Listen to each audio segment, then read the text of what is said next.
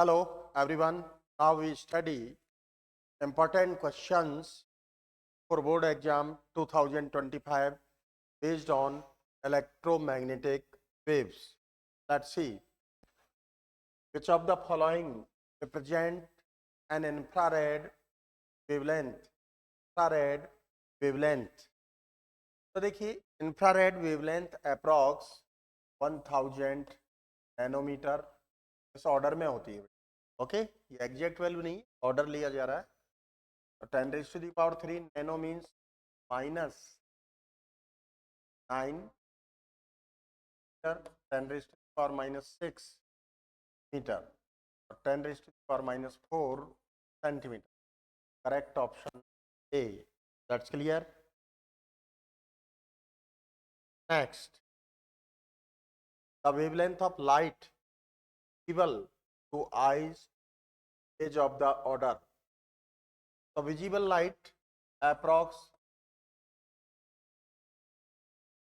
3800 angstrom to 7800 angstrom. Okay तो angstrom में इसको कई बार इस तरह से भी कह देते हैं 4000 टू 8000 एंगस्ट्रॉन्ग के ऑर्डर की बात करें तो 10 raise to the power -7 metre में आ जाएगा. Angstrom means 10 raise to the power -10. तो -7 ऑर्डर में आपका कौन सा ऑप्शन है? डी. That's clear. ये अप्रॉक्स ऑर्डर लिया जाता है. Next, which of the following are not electromagnetic waves. देखो X rays as electromagnetic wave, beta gamma rays, तो cosmic rays not electromagnetic waves. Ozone is found in stratosphere. Stratosphere ये जो आपका atmosphere है उसके इस रीजन में ओजोन लेयर पाई जाती है. That's clear. ये तो आपको डायरेक्टली एक्सेप्ट करना होगा. विच of the following wave has the maximum wavelength? Has the maximum wavelength. Maximum wavelength as a radio waves. Okay, radio waves. What is ozone? Ozone hole. ठीक है, hole in the ozone layer. ठीक है, hole तो होता है. Formation of ozone layer, thinning of ozone layer in troposphere, reduction in ozone thickness in stratosphere. तो देखिए अभी प्रीवियस क्वेश्चन में आपको बताया था ओजोन लेयर कहाँ मिलेगी? स्ट्राटोस्फीयर में. तो उसके अकॉर्डिंग मोर करेक्ट ऑप्शन आपका कौन सा होगा? D. Reduction in ozone thickness in stratosphere. That's clear. Next, frequency of X rays, gamma rays and ultra violet rays. Okay तो देखिए एक्स रेज के लिए आपको क्या दिखाया गया है? ए. गामा के लिए क्या लिया है? बी. एंड अल्ट्रा वायलेट के लिए क्या लिया गया भाई? तो B means frequency of gamma rays. Frequency of gamma rays greater than X rays and X rays greater than U means C. हुआ आपका देखो B greater than A, greater than C. Your correct option A. That's clear. Energy stored in electromagnetic oscillations, the form of energy for electromagnetic waves 1/2 half epsilon naught E square plus B square upon twice of mu naught. Electric energy, magnetic energy. तो आपका correct option क्या हो जाएगा? Both electrical energy and magnetic energy. That's clear. The oscillation electric and magnetic vector of an electromagnetic wave are oriented along. You know that electric field and magnetic field are mutually perpendicular to each other and perpendicular to the direction of propagation. Perpendicular to the direction of propagation means m vector is equal to e vector cross p vector. तो E and B mutually perpendicular होंगे, और जैसे at any instant of time electric field X direction, magnetic field Y direction and propagate Z direction, किसी भी तरह से ले सकते हैं। तो फेज क्या होगा, are in same phase. Your correct option C, an electromagnetic wave. Previous question में जैसे मैंने आपको बताया M vector equal to E vector cross E vector, an electromagnetic wave travel along Z axis. तो इलेक्ट्रिक फील्ड कहाँ होगा, X direction में। Magnetic field कहाँ होगा भाई, वाई डायरेक्शन में। प्रोपगेशन क्या है, जेड डायरेक्शन में। E X and B X, E X and B Y, correct option A. That's clear. Which of the following rays has the maximum frequency? Maximum frequency। और maximum frequency की हम बात करें, maximum frequency की बात करें, देखिए gamma rays, blue light, infrared rays, ultra violet, ultra violet. तो फ्रीक्वेंसी आपकी हो जाएगी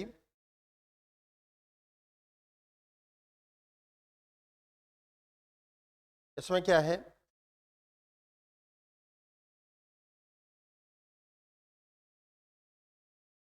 frequency gamma rays greater than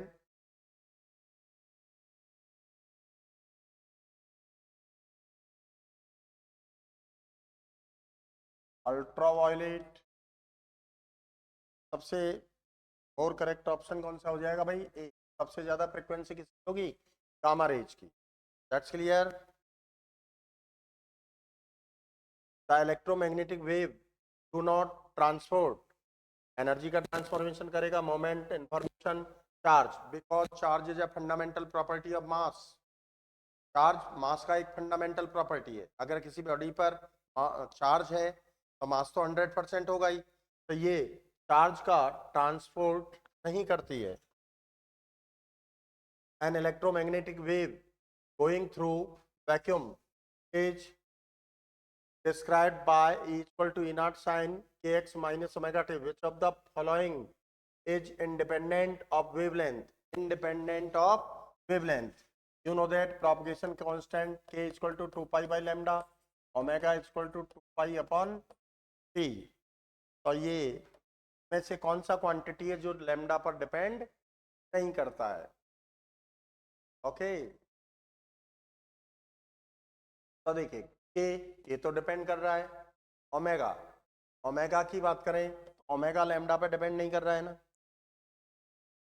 omega not depend on lambda, 2 pi upon capital T. Correct option B. Which scientist experimentally proved the existence electromagnetic waves, Hertz. Hertz experiment से आपको offline classes में पढ़ाया जाता है। Frequency of a wave is 6 into 10 raised to the power 15 hertz. The wave is radio wave, microwave, X rays. ये microwave होगा भाई। Okay, क्या होगा, माइक्रोवेव। क्या होगा भाई, microwave.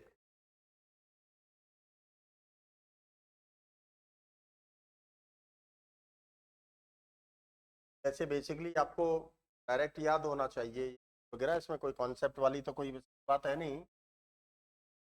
If c is the speed of electromagnetic wave in vacuum, its speed in medium of dielectric constant k and relative permeability mu r is। तो देखिए speed of light in vacuum, electromagnetic wave, ये आपको बताया जा रहा है in medium 1 upon mu epsilon. That's clear. तो c upon v क्या हो जाएगा भाई, dielectric constant of medium, speed in vacuum in medium. तो इसको हम सॉल्व आउट करेंगे तो mu epsilon upon mu naught epsilon R. तो ये क्या हो गया बेटा, R epsilon R. Okay, okay.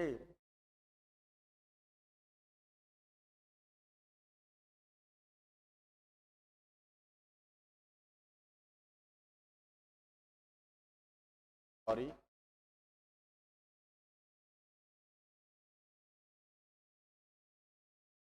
यहाँ देखिए एप्सिलॉन आर को हम क्या लिख देंगे, K. Electric constant of medium upon V equal to R K. That's clear. तो यहाँ से देखें V equal to upon R K, correct option C. That's clear. The average energy density of electromagnetic wave is related with equally with electric and magnetic field. So you know that electromagnetic wave consists with electric field and magnetic field. So correct option C. The wave related with telecommunication are infrared, visible, microwave, ultraviolet. Related for telecommunication, microwaves. E and B are electric and magnetic field of an electric field. जिसमें previous question में भी मैंने आपको बताया था m vector equal to E vector cross P vector. तो correct option C.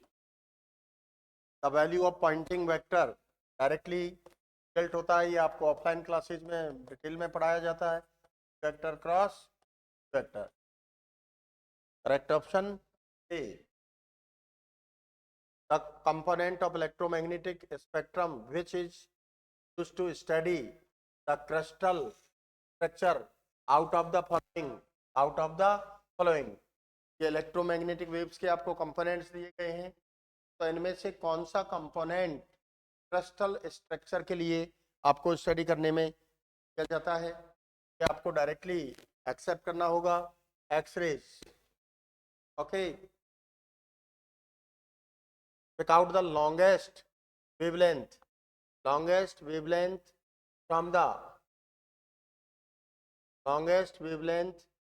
the following type of radiation। इसमें सबसे ज्यादा वेवलेंथ किसका होगा, सबसे ज्यादा वेवलेंथ किसका होगा? तो देखिए lambda red,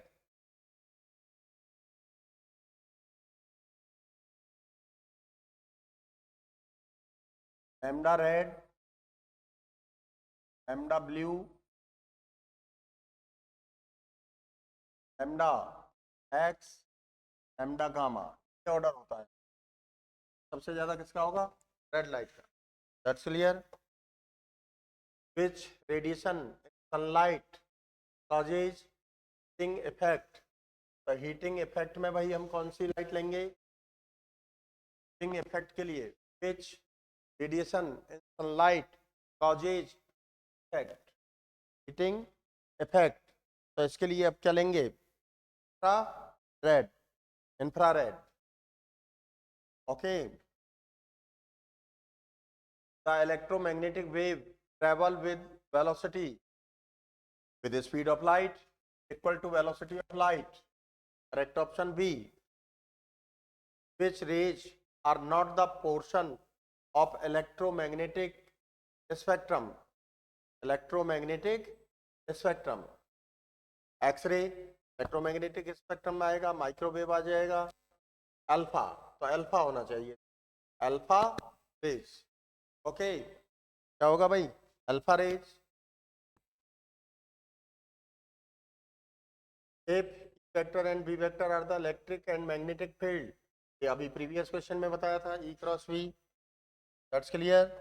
27 according to Maxwell hypothesis are changing electric field give to magnetic field. इन इलेक्ट्रिक फील्ड को रिप्रेजेंट करेगा, मैग्नेटिक फील्ड को। Wave which can not travel in vacuum, infrasonic, infrasonic आ जाएगा भाई।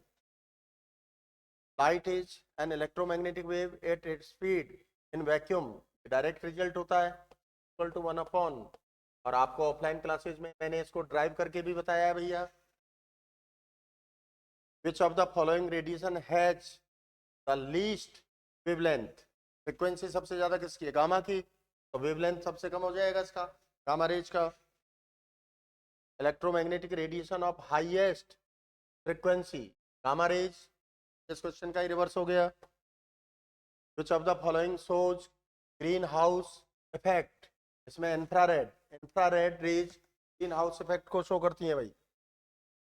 Electromagnetic wave are transverse wave, transverse mean in electromagnetic waves electric field and magnetic field पर electric field and magnetic field are traveled mutually perpendicular to each other and direction of propagation means transverse nature रखती हैं। तो transverse nature को explain करने के लिए सबसे better option होता है polarization, polarization of light. Polarization से डिनोट करेगा बिकॉज पोलराइजेशन हमेशा ट्रांसवर्स वेव्स का ही किया जा सकता है, लॉन्गिट्यूडिनल वेव्स का नहीं कर सकते। Biological importance of ozone layer, तो ओजोन लेयर क्या है, जो सन से अल्ट्रावायलेट रेज आती हैं जो ह्यूमन बॉडीज के लिए बहुत ही हार्मफुल, बहुत ही नुकसानदायक होती है, उनसे हमको प्रोटेक्ट करती हैं।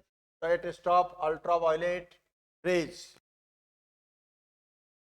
Heat radiation, propagate speed of light. Okay, Maxwell equation describe the fundamental law, electrically only, magnetism only, mechanism only, both A and B, both can be, in which one of the following region of the electromagnetic spectrum will the vibrational motion of molecules give rise to absorption, give rise, in which of the following regions of the electromagnetic spectrum will the vibrational motion of molecule give rise to absorption, absorption। तो इसमें क्या आ जाएगा भाई, infrared, क्या आ जाएगा, infrared, ये directly accept करना होगा आपको। ओके, नेक्स्ट क्वेश्चंस आपको नेक्स्ट वीडियो नेक्स्ट लेक्चर में बताए जाएंगे। Okay, thank you.